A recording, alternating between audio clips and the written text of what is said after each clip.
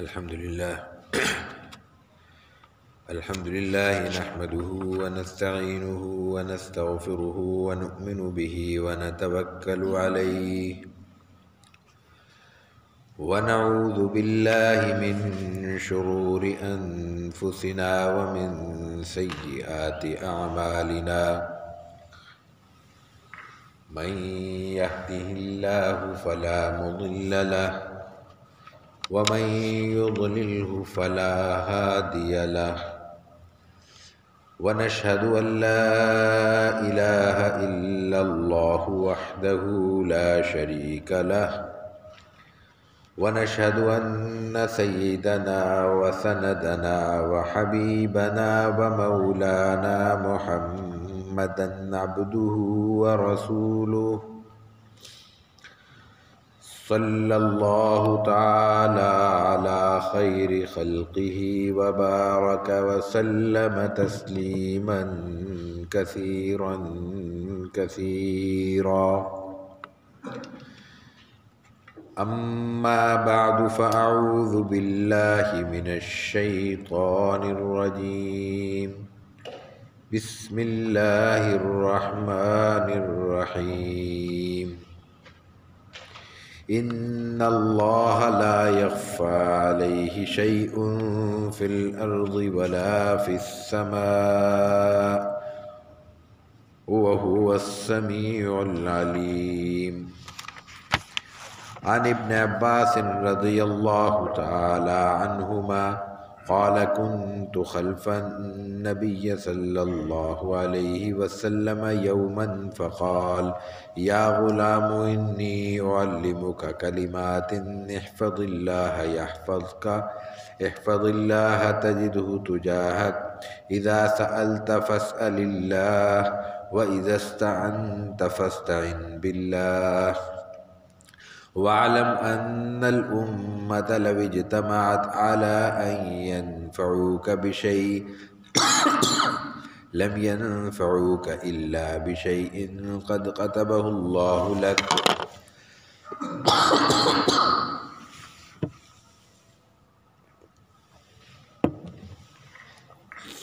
وإن اجتمعوا على أن يضروك بشيء لم يضروك إلا بشيء قد كتبه الله عليك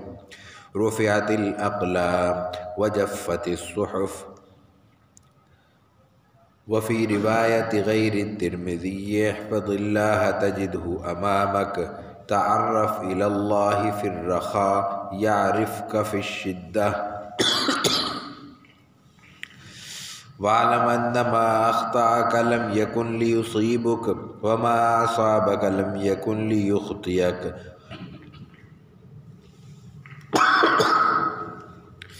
واعلم أن النصر مع الصبر وأن الفرج مع الكرب وأن مع العسر يسرا صدق الله العظيم وصدق رسوله النبي الكريم ونحن على ذلك لمن الشاهدين والشاكرين والحمد لله رب العالمين.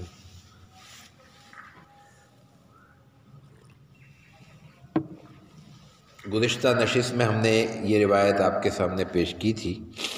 اور اس کا بنیادی حصہ ترجمے کے ساتھ مکمل بھی کر لیا گیا تھا، لیکن یہ روایت ابتدا والی روایت ترمذی کی ہے۔ ترمذی کے بعد راوی یہ کہتے ہیں، یا یوں کہہ لیجئے کہ امام نووی یہ فرماتے ہیں کہ ترمذی کے علاوہ کچھ روایتوں میں اور الفاظ بھی ہیں جو اس حدیث کے اس مفہوم کو مزید وضاحت سے پیش کرتے ہیں۔ کسی بھی حدیث کے اگر مختلف الفاظ کو سامنے رکھا جائے تو اس کا بہت سے فائدوں کے ساتھ ایک بڑا فائدہ یہ ہوتا ہے کہ بات پوری واضح ہو جاتی ہے، اس لیے کہ ہوتا یوں ہے کہ نبی کریم علیہ الصلوۃ والتسلیم نے ایک بات بیان فرمائی ایک نشست میں، دوسری نشست میں وہی بات کچھ اور الفاظ میں بیان کی، تیسری نشست میں وہ بات پھر کچھ اور الفاظ سے بیان کی۔ اسی طرح ایک یہ بھی ہوتا ہے کہ آپ علیہ الصلوۃ والتسلیم نے اپنی نشست میں کچھ باتیں تفصیل سے ترتیب سے بیان کر دیں، لیکن سننے والوں نے یا تو ظاہر ہے کہ جیسے کہ ابھی نشست ہے، کچھ لوگ آ رہے ہیں، کچھ بعد میں آئیں گے، کچھ اور بعد میں آئیں گے، کچھ کے کان میں پوری بات پڑی، کچھ کے کان میں تھوڑی بات پڑی، کچھ کے کان میں شروع کی بات پڑی، کچھ کے کان میں آخر کی بات پڑی۔ پھر ایک اور بات بھی ہوتی ہے، ہم نے یہاں بہت سی باتیں سنی اپنے محلوں میں، اپنے علاقوں میں، اپنے دوست احباب میں، رشتہ داروں میں، چھوٹوں بڑوں میں جب بیٹھے تو ہم نے دیکھا کہ یہاں یہ اتنا ٹکڑا آج کی یہ 15-20 منٹ کی گفتگو کا وہ ایک جملہ یہاں کے لیے ضروری ہے، ہم نے وہ ساری بات چھوڑ کے وہ جملہ پیش کر دیا۔ تو انسان اپنی ضرورت کے مطابق سنی ہوئی اور معلوم باتوں کا کچھ حصہ کہیں پہ دہراتا ہے، کچھ حصہ کہیں پہ دہراتا ہے۔ اس لیے ایک جگہ مکمل بات کا یکجا ہونا ذرا مشکل ہوتا ہے، اس لیے بھی روایات کے مختلف الفاظ کو جب سامنے رکھا جائے تو اس سے بات کی پوری صورت بھی وضاحت کے ساتھ سامنے آ جاتی ہے اور اس کا پس منظر بھی معلوم ہو جاتا ہے۔ یہ بہت اہم چیز ہے، یہ بات ہم یہاں پہ اس لیے دہرا رہے ہیں کہ آئندہ بھی ایسا ہوگا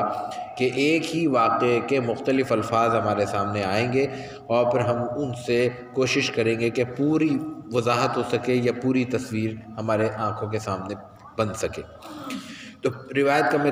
بہت تیزی کے ساتھ ابتدائی روایت کا ترجمہ کر دوں تاکہ آگے والی بات اس سے کنیکٹ ہو سکے۔ ابن عباس رضی اللہ عنہما کہتے ہیں کہ میں رسول اللہ صلی اللہ علیہ وسلم کے ساتھ سوار تھا، آپ کی سواری کے ساتھ آپ کے پیچھے یومن، ایک دن کا قصہ ہے، تو آپ نے فرمایا اے بچے، اے غلام چھوٹے کو کہتے ہیں، انی اعلمک کلمات، میں تمہیں چند باتیں بتاتا ہوں، وہ یاد کر لو، تمہاری زندگی بھر کام آئیں گے۔ احفظ اللہ یحفظک، اللہ کے حقوق کی حفاظت کرو، اللہ نے جو چیزیں تم پہ لازم کی ہیں ان کو لازمی سمجھتے ہوئے ان پر عمل کرو، اللہ تمہاری حفاظت کرے گا۔ احفظ اللہ تجدہ تجاہک، اللہ کے حقوق کی حفاظت کرو تو تم اپنے رب کو اپنے سامنے پاؤ گے، ایسا لگے گا تمہارے سامنے موجود ہے اور تمہارے کام آ رہا ہے، تمہارے کام بنا رہا ہے۔ اذا سألت فسل اللہ، دنیا میں کبھی کسی سے کچھ مانگنا پڑے تو سب سے پہلے اپنے رب کے سامنے جانا، جو کچھ مانگنا ہو اپنے رب سے مانگنا۔ وَإِذَا اسْتَعَنْتَ فَاسْتَعِنْ بِاللَّهِ، کبھی مدد کی ضرورت ہو تو اللہ کے آگے ہاتھ پھیلاؤ۔ وَاعْلَمْ أَنَّ الْأُمَّةَ لَوْ اجْتَمَعَتْ عَلَىٰ أَن يَنفَعُوكَ بِشَيْءٍ، اور یہ بات یاد رکھو کہ پوری امت کسی بات پہ تمہیں فائدہ پہنچانے کے لیے اکٹھی ہو جائے تو بھی صرف اتنا فائدہ پہنچا سکتی ہے جتنا اللہ نے تمہاری تقدیر میں لکھ دیا ہے۔ اسی طرح پوری دنیا اگر تمہیں کسی بات پہ نقصان پہنچانے پہ اکٹھی ہو جائے تو صرف اتنا نقصان پہنچا سکتی ہے جتنا اللہ نے تقدیر میں لکھ دیا ہے۔ رفعت الاقلام، تقدیر لکھنے والے قلم اٹھا لیے گئے ہیں۔ وجفت الصحف، اور جس تقدیر کے صفحے پہ تقدیر لکھی گئی تھی وہ سیاہی پختہ ہو گئی ہے اور وہ سیاہی خشک ہو گئی ہے، اب اس کو مٹایا نہیں جا سکتا۔ یہ تو ترمذی کی روایت تھی۔ آگے جو اضافہ ہے وہ یہ ہے، احفظ اللہ تجدہ امامک، پہلی روایت میں تھا تجدہ تجاہک، تجاہ سامنے کا حصہ، امامک سامنے، تو یہ عربی کے الفاظ کا فرق ہے، معنی کا کوئی فرق نہیں ہے۔ اللہ کو جب تم اللہ کے حقوق کا خیال رکھو گے، اللہ کے حقوق کی پابندی کرو گے، پاسداری کرو گے اور ان کی حفاظت کرو گے، یعنی عمل کے ذریعے ان کو پورا کرو گے، تو پھر تم اپنے اللہ کو، اپنے رب کو اپنی آنکھوں کے سامنے پاؤ گے۔ اتنا یقین تمہارے اندر پیدا ہو جائے گا کہ تم دیکھو گے کہ اللہ تمہاری مدد کے لیے خود موجود ہے۔ تعرف الی اللہ فی الرخاء یعرفک فی الشدہ، بہت بڑا اصول بیان کیا گیا ہے اس چھوٹے سے جملے میں۔ ہمارا انسانی مزاج کسی ایک شخص کی بات نہیں ہے، عمومی مزاج انسان کی نفسیات یہ ہے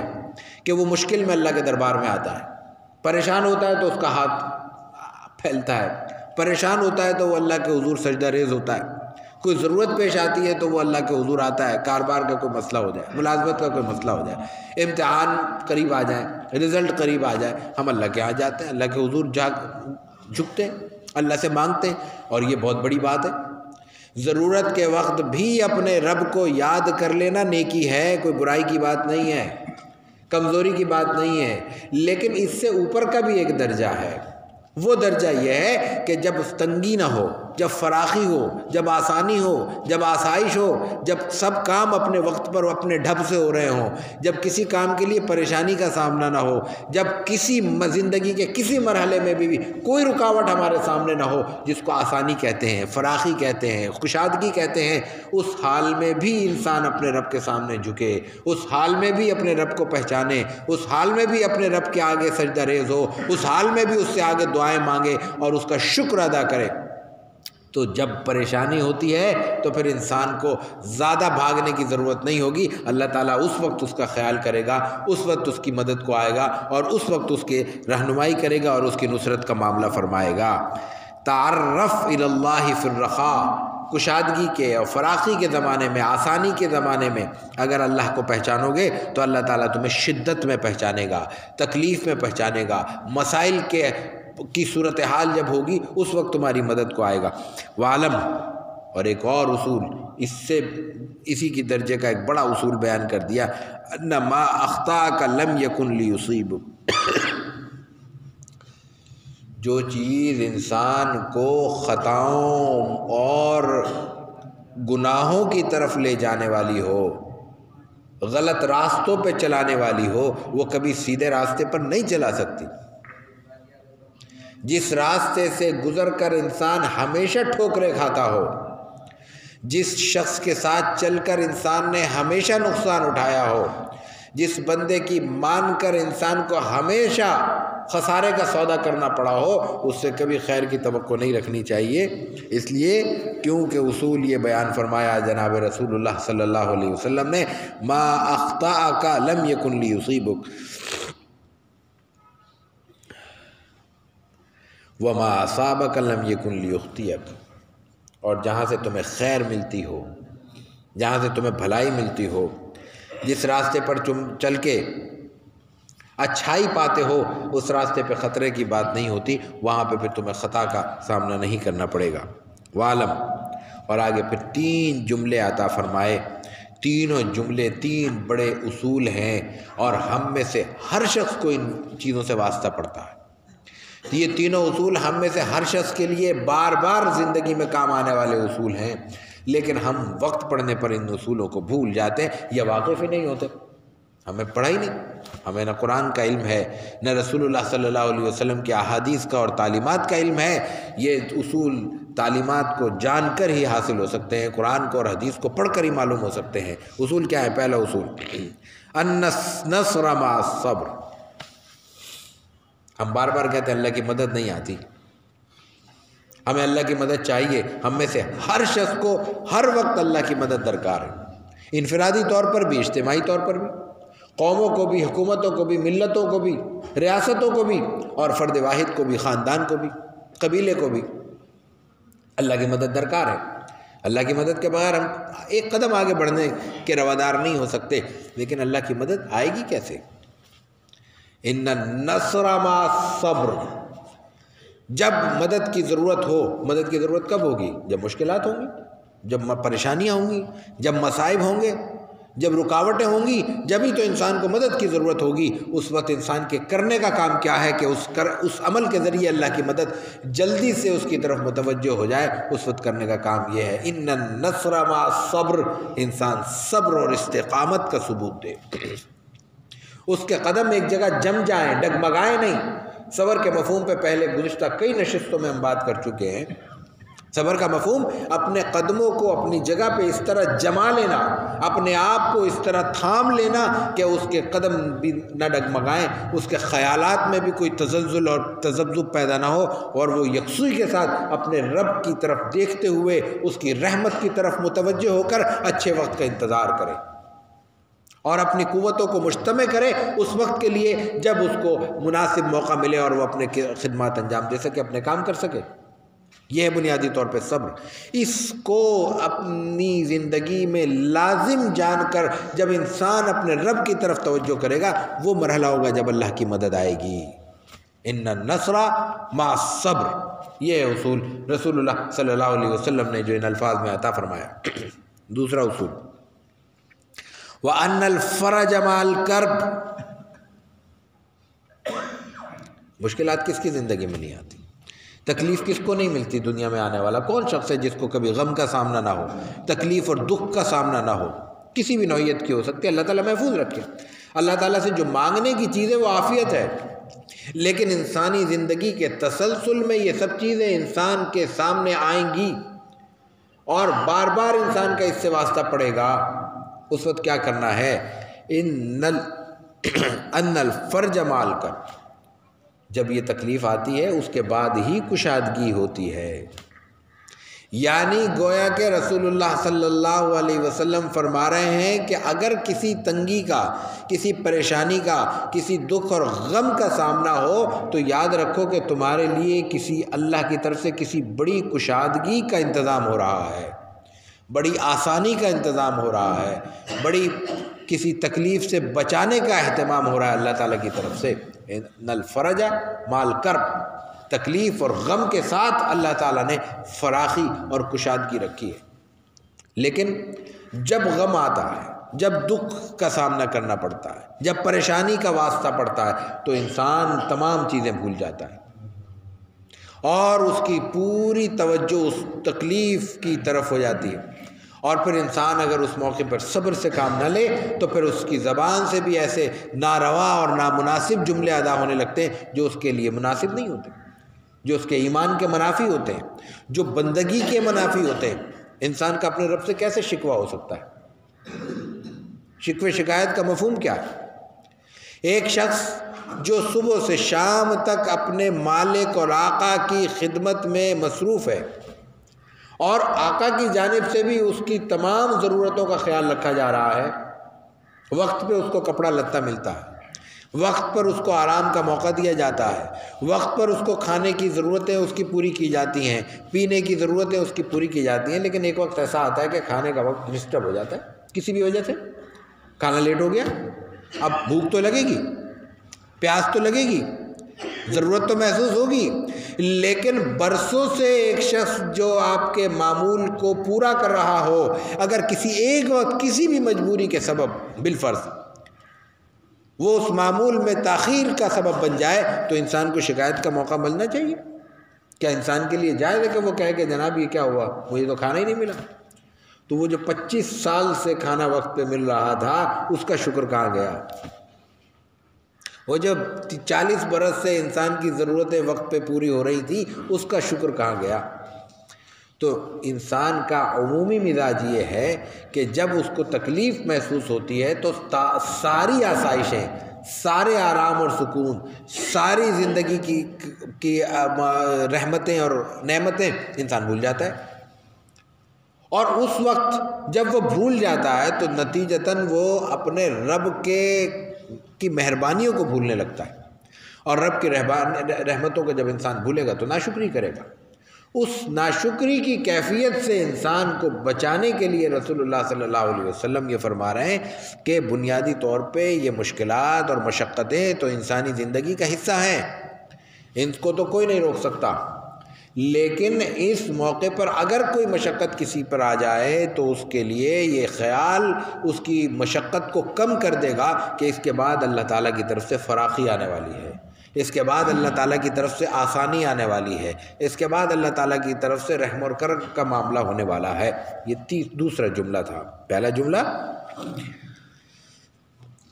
ان النصر مع الصبر، دوسرا جملہ ان الفرج مع الکرب، غم کے ساتھ کشادگی ہے، اور آخری بات کیا فرمائی؟ وَأَنَّ مَعَ الْعُسْرِ يُسْرًا۔ قرآن حکیم میں سورہ انشراح میں ان مع العسر یسرا 2 بار فرمایا گیا، فإن مع العسر یسرا، یعنی تنگی کے ساتھ آسانی ہے، تنگی کے ساتھ آسانی ہے، پھر تنگی کے ساتھ آسانی ہے۔ مفسرین اس کی تشریح میں وضاحت کے ساتھ لکھتے ہیں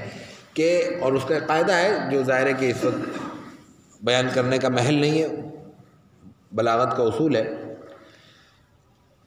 کہ جب تنگی 2 بار بیان کی جائے اور 2 بار تنگی کے ساتھ 2 بار آسانی کا ذکر کیا جائے تو اس سے مراد ہوتا ہے کہ ایک تنگی کے ساتھ 2 آسانیاں اللہ کی طرف سے ہیں، اس کا مفہوم یوں نہیں ہوتا کہ ایک تنگی ہوگی اور پھر آسانی ہوگی، پھر تنگی ہوگی پھر آسانی ہوگی، یہ مفہوم نہیں ہے۔